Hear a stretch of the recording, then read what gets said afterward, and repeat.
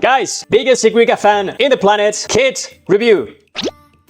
So, we already have a couple of videos talking about Sigrika, talking about what she could potentially do, but now we can finally talk with her actual skills on our hand. So let's get right into her kit. Okay, first of all, I would like to check her weapon to get an idea on what she's gonna do. Base attack, high, crit damage, medium. The first effect is generic, increase the attack by 12%. And the second effect, when you cast an intro or an echo skill, it gives 32% echo skill damage for 15 seconds. And whenever you deal echo damage ignores 10% of the target's defense for 6 seconds, which means that this second part, Yuno can actually use it. So knowing this, we can already tell that she's not gonna scale out of any other thing that's not crit and attack percentage. Now, Sigrika, the best character of version 3.x. What does she do? I'm gonna save you guys a lot of reading. Well, basically Sigrika is gonna be a character that is gonna scale off eco skill damage. That doesn't mean that all of her skills are considered eco. This is gonna be relevant for later. And all of her skills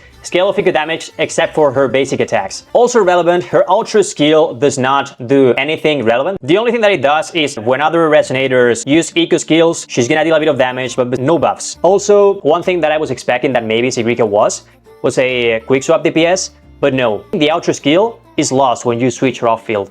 So as we were saying, she's not gonna scale out of anything other than crit damage, crit rate, attack, and energy recharge. For every 1% of Sigrika's energy recharge over 125, Sigrika gains 2% eco skill damage bonus for up to 50%. Since most of her relevant damage scales of eco skill damage, it's really important that we get all of this. That means that we're gonna want to have 50% in energy recharge. TLDR, Sigrika looks like she's gonna be an incredibly good DPS.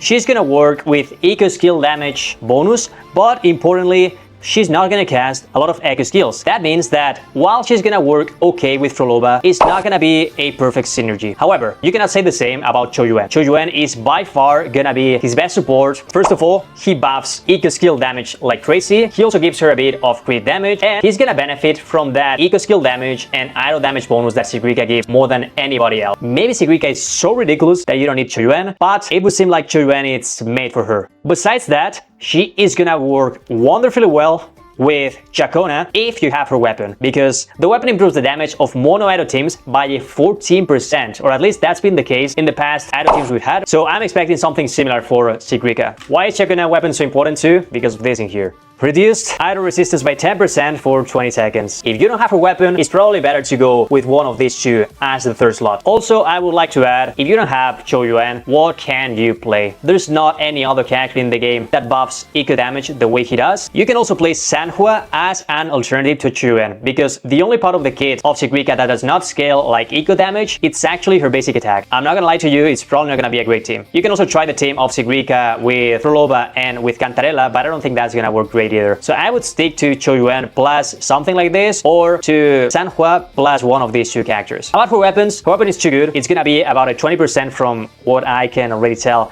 better than the standard banner weapons, because nothing that the other weapons give her is gonna work except for Zanny's. So if you don't have this weapon and you do have Zanny's, it's the best other option. Then I would say that Yuno's weapon is the third best option just because of the amount of crit rate that it gives. And then out of the two standard banner weapons, they're about the same. I would probably go for this one, but if you do have the new one, don't force yourself to put for this weapon because it's not great either. Lastly, about the ecos, it's very easy. You're gonna want to go for her set.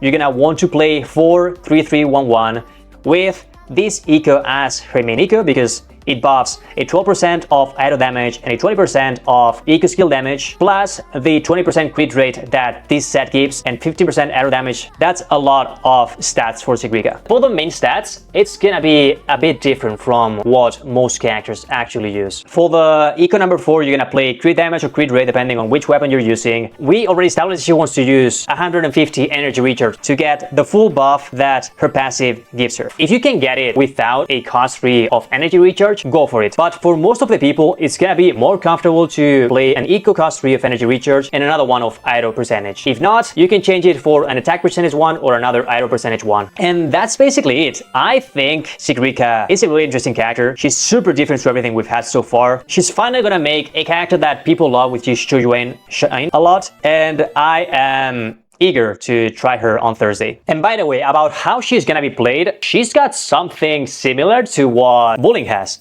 the fact that she's collecting runes, and depending on the runes you mix, she's gonna make some attacks or others. So if you like bullying and you were disappointed by the fact that she was a support and not a main DPS, because her playstyle is pretty cool, Sigrika is a character for you.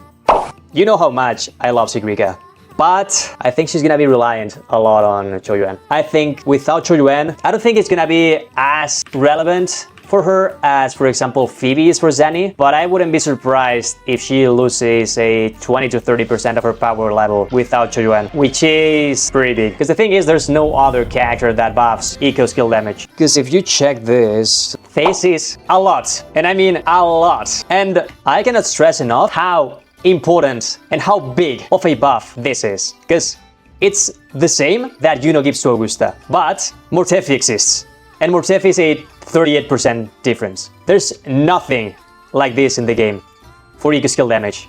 So it's either Choyuan or nothing. And that's why Choyuan is so broken with her. And why maybe if you don't have him, it's not worth it to go for her. And also, of course, it's gonna give her this too.